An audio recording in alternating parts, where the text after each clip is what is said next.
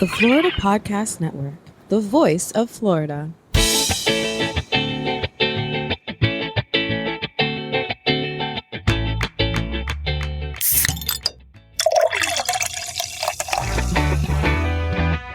From Mallory Square in Key West to the Governor's Mansion in Tallahassee and all points beyond, you're listening to the Florida Beer Podcast, powered by FloridaBeerBlog.com, your source for all things related to the craft beer community in the Sunshine State.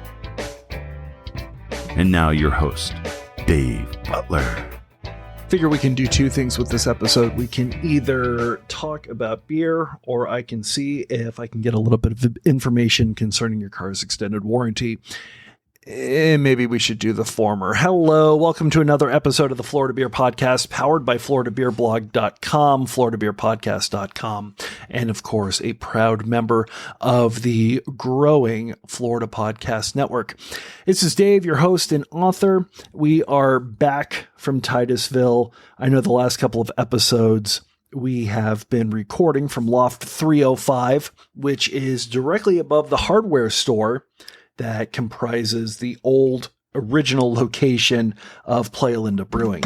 Yes, it's got a system there. It's nowhere near as gigantic as the one at the Bricks Project, Playalinda Brewing's production facility and kind of brew pub down the street, but it still has an awesome charm and visual aesthetic all its own, along with making some absolutely killer beers. And this interview has been a long time in the making because it's time for us to finally sit down with the person that makes those beers. Playalinda's head brewer, a guy by the name of Ron Raike. He is phenomenal to speak to. It's actually kind of funny because producer Steve, who is still upstairs in the loft when we started doing this interview, producer Steve and I were chatting with Ron and his wife the night before. Actually had a great conversation with him. Had a couple great beers, including an Ode Brune that was absolutely fantastic, and I recommend that you go to FloridaBeerBlog.com to take a look at my reviews and, of course, the pictures of that. And it was also kind of fortuitous since they were celebrating their 7th anniversary of Playalinda Brewing, not of the Raikes. They've been married for just a good chunk longer. Before we get into the episode, please make sure to follow us on social media. We are at Florida Beer Blog on Instagram and Twitter. We are at FL Beer Blog on Facebook. Like I said, you can follow us on the interwebs at FloridaBeerBlog.com, FloridaBeerPodcast.com, and FloridaPodcastNetwork.com, where we are a proud member of some amazing shows that are out now and some amazing shows that are going to be coming up in the near future. Anyways, back to Ron and our awesome conversation over some absolutely killer beers. I do hope that you are able to enjoy.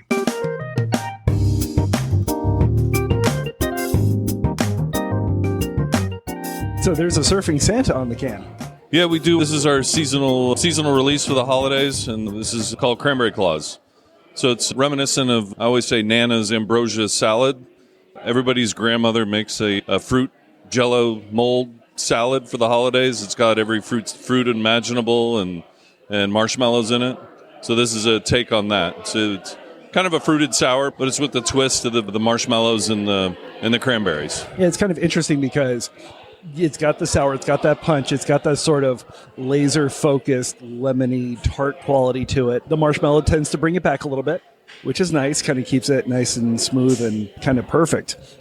And with that happy introduction, welcome. Thank you. It's been a long time trying to get you on the podcast. Awesome. Thanks for having me. And yeah, you're more than welcome. And today is the last day of your 7th anniversary.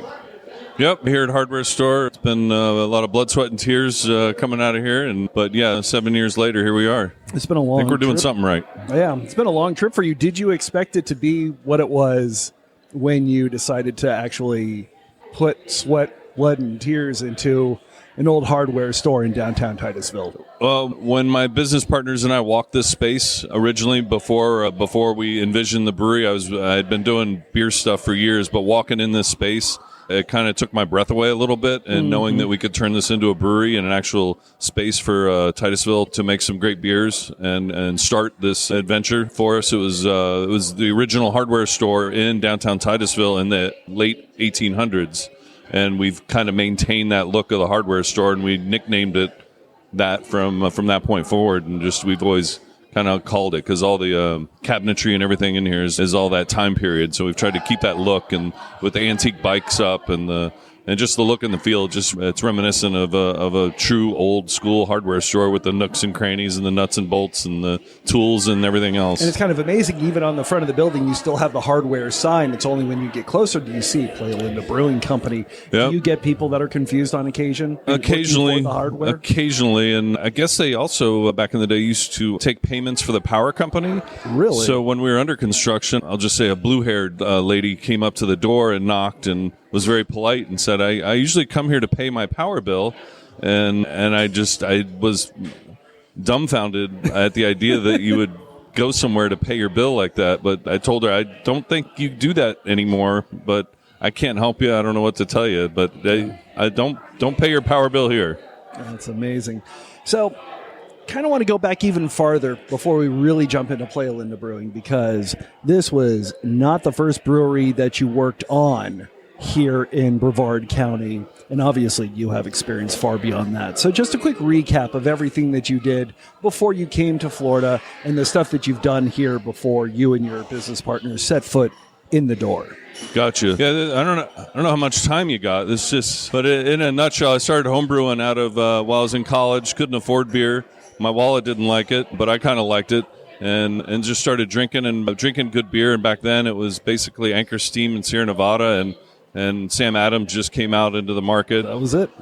But stealing bottles of Heineken out of my dad's garage, enlightened me to the lagers of the world, but started homebrewing out of necessity, and kind of gave up on my master's program in computer engineering and doing laser research and IT stuff, and just went full bore into the beer and brewing and also the experience. I enjoyed watching people, what drove them to walk into a bar, what drove them to make that tap handle move, what makes that person want to go for that type of a product.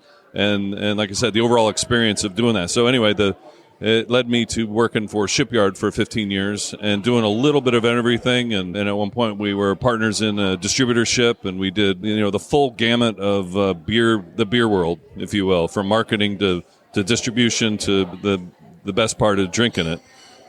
But working for that, I learned a lot, and it motivated me to do more and more stuff in the beer business and every aspect of it.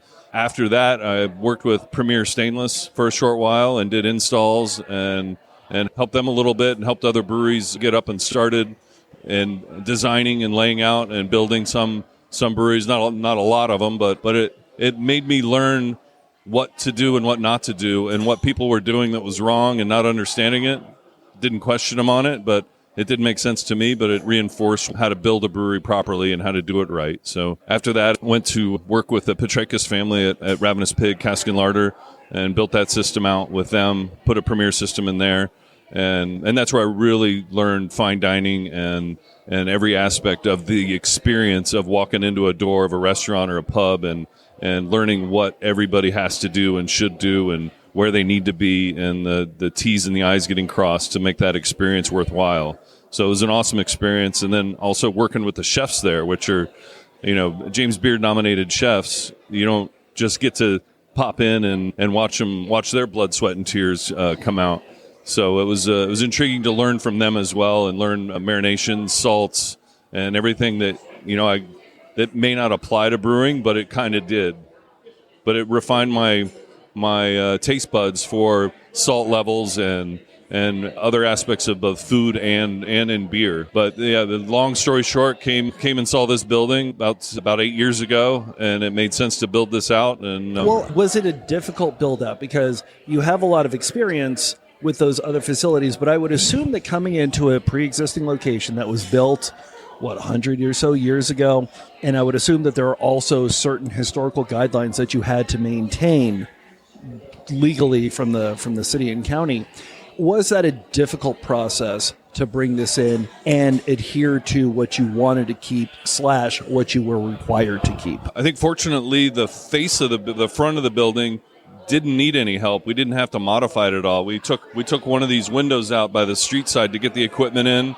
We had to pour this concrete floor system behind me here to get the pitch of the floor and the drainage, because 3 feet below us where we're sitting is sand.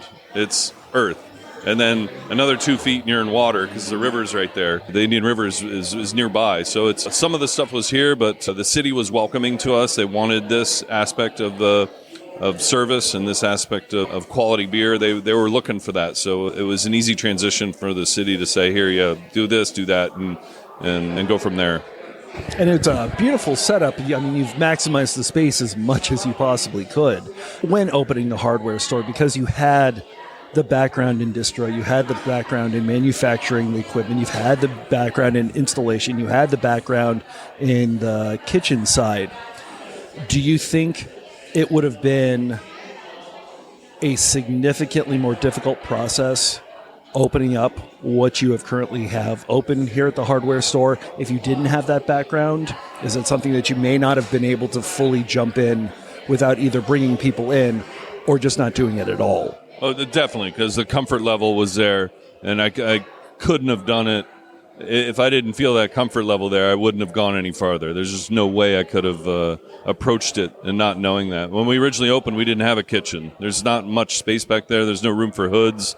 There's not a floor system. There's not the stuff that's in most kitchens. But we after about a year of being open, the laws actually changed about then for doing food service in a restaurant. They lightened the rules out of Tallahassee a little bit, so we were able to put a small kitchen in and be able to do some sandwiches. Didn't have to be prepackaged food up front because we have the seating capacity and that sort of thing. It's not like just a service bar kind of thing. So, but yeah, if I wouldn't have, we would have had to bring consultants in or something like that. But yeah, walk in the space when it was an empty blank canvas, it was easy to paint that picture and see flows and see how people were going to come in and go out and how, glassware flow, just the process of getting a beer. And of course, building it is one thing, filling it with the people is completely different. Now, with Brevard, Charlie and Jake's was here, Florida Beer Company was sort of, but I wouldn't say too many places that were kind of like what you have here at the hardware store.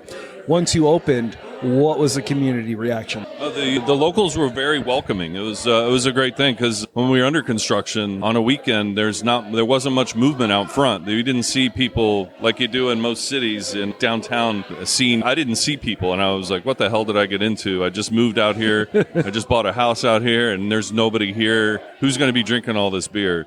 But sure enough, opening day, there was a line around the building, and we've been pretty good at capacity a lot of times. And like right now, there's not a seat, and there's people waiting to grab a seat at the bar or a table, which is kind of amazing. And it looks like a number of the other facilities, especially the restaurants that are in the section of the downtown street that we're in, are still relatively new. Do you see the hardware store as being sort of an anchor that allowed other businesses to latch, and for this area, specifically this street, to sort of revitalize? Yeah, we have seen some stuff come and go, but there are a couple of new businesses now post-COVID. In fact, one of the guys that ran the kitchen for, I want to say about 5 years, Scott, opened up his restaurant 2 doors down, Hoffman's Table, and he's doing well. And so kind of, yeah, it's a win-win. It's everybody wins at this game, and our beers are on tap at some of these accounts, and it's a good thing to have, and it brings people in. It brings people downtown to visit. And obviously it brought a lot of people in, because pretty soon after opening the hardware store, that's when you had your eyes on what would eventually become the Bricks Project. I realized early on that we would outgrow this location, and this small 3.5 barrel system was not big enough. It's as big as we could put in this space and still have functional without being a production brewery. We did some production out of here, but the dream was to get a larger production facility open in somewhere. At the time we didn't know, but just to get something open once the dust settled here. So we've always had that dream, that vision for the end of the rainbow kind of thing of having that production brewery open. And of course, that production brewery is now about 10 minutes south of us. Yep, just down the road. When you decided on that, what was the vision for what you wanted it / needed it to be, and what is there now? Well, the big thing was for production, and to potentially, I knew that we we're going to take over the world and be the next Lagunitas or be the next big Sam Adams, I knew that wasn't going to happen. But to be able to supply a little circle around us, around the Brevard County area, Orlando, Central Florida area, to supply that circle, I was very happy just to be in that window. I knew I wouldn't supply Tampa. Tampa's got a gajillion breweries in them, and I can't compete with them. And I don't want to send beer over there that's not going to sell. It doesn't make sense. But the goal is to always supply the locals with some good local fresh product. Awesome. And obviously we'll talk about some of those products right now, but do you want to crack into the crowler that you have of interesting, fun stuff? And I kind of want to use that to sort of describe the styles as we were speaking of last night. The stuff that you really enjoyed brewing, the stuff that you've been sort of playing with for even as long as the hardware store has been around. Because we're about to open a beautiful lambic that I'm really excited what we're going to try is a blend of, I'll let you guys open it, and I'll get Jimmy to grab a glass or something. But a good friend of mine that also brews once said that I took all the hard styles to brew and that nobody wanted to approach doing, and I gave him a shot because I've always been looking at the weird stuff. The big turning point for me back in the day was Orval, and that was always like, how in the hell did they come up with it? How did they make this? What goes into it? So just researching it and looking into that led me into lambics and, what was left of lambic production back then and the mid 90s. You couldn't get in Florida. You could barely get in the country, but to research it and to dive into it, it was kind of another labor of love to do stuff. So I've always been producing them. I've tried to keep a mixed culture yeast going at all times. There's a tank over in the corner there that's full of base lambic that's going to be aging, and there's wood in there that we're aging it on, just so I don't have to deal with wet barrels and seeping barrels laying around the building. But yeah, we've done a couple of them, and just one of those things I'm pretty happy with. And is that a difficult sell? Is it a difficult sell? When people come in and they see this, they probably don't even know how to pronounce it correctly, much less what is it, what's it going to taste like, and so on. It's gotten better over the years. The customer knowledge base is there, and they researched it, and they know what they're getting into when they see that lambic or pseudo lambic, or I called this one a P lambic because it's obviously not from there, so it's a pseudo style of world classic. So, but yeah, we do them. We have them out once in a while and move them out. That's kind of amazing. And of course, the nice thing is you've got such a big tap list, both here and at the Bricks Project, that you're able to sort of do a little bit of everything. Like you've got the Ode Brune on tap, you've got the English cask style on tap, and then every so often behind you I see a tall pint of what looks like a Pilsner with whipped cream on the top. How is all of this coming out of this system that we're sitting in front of, or do you generally share this between both the hardware store and the Bricks Project? The core beers that we produce, the blonde, the red, the IPA, the core beers come out of Bricks, and then we do all the oddball stuff out of here because the production is much smaller. It's a 30-barrel system at Bricks, and we do partial batches there as well, but to do something in a 3.5-barrel size, a really fresh IPA like the Nose Karate that's on, and the Space Guardians, stuff that we can do out of here, we'll gladly do out of here to keep it fresh and maintain that. So we're not producing 60 kegs of IPA and then waiting for it to disappear. But I guess that brings to mind the interesting question of quality control, because if you're brewing something here on a small scale, just so it doesn't have to leave this facility, and I can drive 10 minutes down the road, get the exact same beer that was produced on a much larger scale, what kind of steps do you and your team generally go through to make sure that the beer I'm drinking here and the exact same named beer that I'm drinking there are the same beer? Maybe I didn't make it clear. We produce those at Bricks. We don't produce both. We don't produce the same brands at both locations. Gotcha. Okay. But then to dive into that a little deeper, both breweries operate on a reverse osmosis water filter system. So I strip out all the salts and minerals out of the water and then build the water back up. So we can come pretty close at both locations, but I'm pulling from a different water municipality here versus down there. It comes out of Cocoa, the town of Cocoa, the base water. So it is going to be a little different. I can't McDonald's cookie cutter everything like that, but I get pretty close. That's actually a good question, because I was going to say you are really close to the Intracoastal. I mean, a major league pitcher could probably throw a ball and hit the water from where we're standing. Yeah. That's gotta play well for some styles and be a huge detriment to others. I've been extremely happy with Titusville water supply. They've been pretty consistent and really good about their system and what they do. I know south of here they've had issues with salty water coming from the city because some of it is being reclaimed and pulled out of the river in some cases, and just it's in the air. So it comes out naturally. But I've been real happy with the city water. And I mean, people comment all the time, the just drinking water out of a pint glass and the ice. Our ice maker goes through the similar filter system. And the water that we serve on tap, I don't want to say on tap, but the water we serve in a glass is filtered as well. So it's a clean water. It's a good experience. Yeah, absolutely. And it's funny, I've noticed a number of other breweries. This lambic is absolutely incredible, by the way. It's like the greatest jelly sandwich I've ever had. Just enough twinge, just enough electricity, but the incredibly deep berry flavor. That isn't candy, but it's an actual fruit quality to it. It's a very mature experience. Absolutely fantastic. Yeah, this one's sweet dark cherries, but the base beer is puckering and it's very complex and is as close to the Belgian standards as I think I can get. It's pretty damn close. So I guess, do you see a further line of only Belgian, maybe even a Belgian label for singles and doubles and triples, something made by Playalinda, because you have such an affinity and such a background in researching and enjoying and promoting that particular style of beer?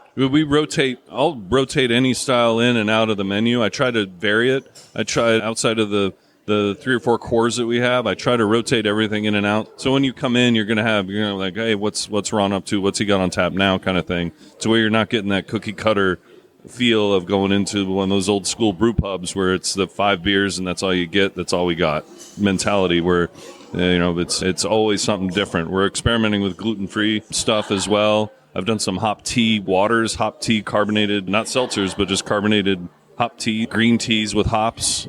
That's on tap. Interesting. It's just whatever Mike and I dream up and talk about over long nights and many beers and sitting around shooting the shit and trying to figure things out. And hey, let's try this. All right, next week let's do it. Yeah, I was going to say, how much of this tap list is just you and Mike being like, this is what we're going to put on because this is just what I want to put on, and then how much of it is the very large amount of regulars and fans that you have, as you can all, I've been watching you for a couple days and people just come up and they know you and they're requesting beers. How much of it is that? It's like, don't really want to brew this, but so many people have asked for it. I'm just going to put it through the system. They always want what they can't have. And so they're always bringing up the stuff that I don't remember from years ago, but it was the best beer they've ever had, and they want me to do it again. And I always, I honestly have to go look at a notebook or something because I don't remember using that name or brewing that style before. Or one of them that stands out was we called it Low Country Boil. There's a restaurant here nearby called Dixie Crossroads. It's an old standard rock shrimp place, but they have a contract on the red sweet shrimp. I can't remember the name of them. There's a certain variety of them, but they're a deep water sweet shrimp, real tender. But we use, I want to say, like 60 pounds of shrimp in that kettle over there and boiled it up with, I used potatoes and garlic and everything that's in a low country boil. I put in a sack and boiled it up and made beer out of it. And it tasted and smelled like low country boil ale, like to a T. So there's still people that talk about that, but I'm never. So after eating probably 30 pounds of shrimp that day after pulling them out of the kettle, I'm not doing this again. Now, obviously, we are on the tail end of the pandemic, hopefully, knock on wood, but you have a facility, a very large restaurant and production facility, and then you've got a very small taproom sort of facility. I would assume that the pandemic hit both of the locations very differently. It hit the city, it hit us. I never looked at it like hitting the different locations. We had a couple of shutdowns. We had some times when just the hardware store was open and we just did to-go stuff and tried to keep our employees happy and keep them taken care of. And unfortunately, the locals tipped out those employees and those staff that didn't have they had very limited income at the time, but they came in and they took care of them, and they were still here. It's kind of amazing. And then, obviously, the other big sort of financial hit to the area was the ending of the Shuttle program. Did you see a significant drawback in what was going on in the community? And has the community started to sort of rebound from that, really start to continue to grow again to where it was? Yeah, I guess when we started this project 7 years ago, we were just at the tail end of that, the shuttle program coming to a close, and the contractors leaving town, maybe not leaving town, but slowing their business down and that sort of thing. But we've seen a dramatic increase with between the Blue Origin and the SpaceX program and all the subcontractors involved with that, which is a whole different, sets of people there with all that going on. That it's really helped us out, and it's kind of economy in itself. When there's a major launch or a big rocket going up, one of the heavy lifts going off, we see the tap room getting busy and the traffic come up, and we see that commerce out of that rocket tourism kind of thing. And I would say that's got to be difficult because that's one thing that you cannot control. You can sort of keep an eye on it, but NASA's notorious for scrubbing launches at the last minute for varied reasons. Yeah, exactly. But from a staffing, from an operations point of view, it's got to be difficult to keep ebbing and flowing and ebbing and flowing and ebbing and flowing with just a moment's notice.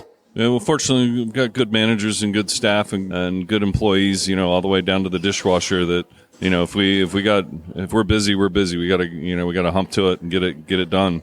So as the region starts to grow, is Playalinda still growing? Are there next steps that you want to do, or are you very happy with where it is right now? Yeah, things are going well. We've ordered a new canning line, so we've got one of the Cadillac systems from Cask Canning in the Northwest shipping a system down soon, and we're excited about that, and that'll help grow things. And from the labor point of view, we'll have less people standing around shifting cans. We'll let the automation take over and handle that for us, so we're growing there. We do a lot of business with Disney, and since they've picked up over the past 6 months or so all their marathons that they do, and those are coming back as well. We do a themed beer for them for that. Really? And Flower and Garden, they call it Farts, but it's Festival of the Arts, and we do a themed beer for that. And so it never ends. So one of my favorite stories is they approached me and for one of these event beers, and they said, "We want a rainbow."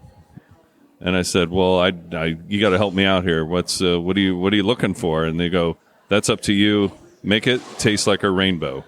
So, of course, the candy comes to mind. The taste the rainbow. Yeah, I didn't want to say the brand, but of course. But that came to mind. But how do you taste? I don't know. It's just one of those weird things. So what it boiled down to was a sherbet, multi-flavor kind of sherbet. Is that the one? Yeah, I think it is on the menu. I don't have one here. It's over there. But everybody else at the table is hoarding all of the menus. But it's like the orange, the three flavors, the Neapolitan look of the rainbow sherbet. Yeah, pink citrus sherbet ale. We did this batch also for cancer awareness in October. So we donated some of the income from that. We did $1 a pint from the customers to the local hospital for breast cancer awareness research. I'm not sure exactly where it went, but it went to a local hospital to support that cause. That's kind of amazing. Well, it is your 30th. I don't know where I got that from. It is your 7th anniversary. So I know that you're going to be getting a big tall pint of your birthday cake blonde ale with the whipped cream on top. Because I know you've had at least one. It's a good picture moment. A lot of people, it's one of the more posted pictures out there on social media, I think. And it kind of grew out of a weird thing of, how do we celebrate a birthday? Well, birthday cake. So how do you make birthday cake in a beer? And then just digging into it and trying to find that right flavor balance with those special ingredients that make it taste like a funfetti cake. Awesome. Thank you so much for your time. I appreciate it. Awesome. Hello, this is producer Jemmy, founder of the Florida Podcast Network, here to thank our partner, Mainline Marketing. Great equipment can make the difference between an ordinary podcasting experience and one that is immersive and inspiring. The sound quality produced with the Shure MV7 podcasting microphone is simply far superior to other options on the market. The voice isolation technology will help you sound great, even when you're not in an expensive studio. But not only is the sound quality simply unreal, but the Shure MV7 podcasting mic is is very easy to use with 2 output options. So whether your show format and setup call for you to plug your microphone into the USB port right on your computer or to use it with an XLR cable into your mixer, you'll find the setup is easy. The Shure MV7 sound quality is top-notch, and it's easy to use, versatile, and also looks really great for your social media shots. So thank you again to Mainline Marketing. Having won over 40 various achievement awards, Mainline Marketing has been the go-to audiovisual manufacturers industry rep since 1987. They can be trusted to bring you the best. Visit mainlinemarketing.com today and partner with them. And be sure once again to check out the MV7 podcasting microphone from Shure by going to shure.com. That's SHURE.com. Shure, turning a passion for making great microphones into an obsession.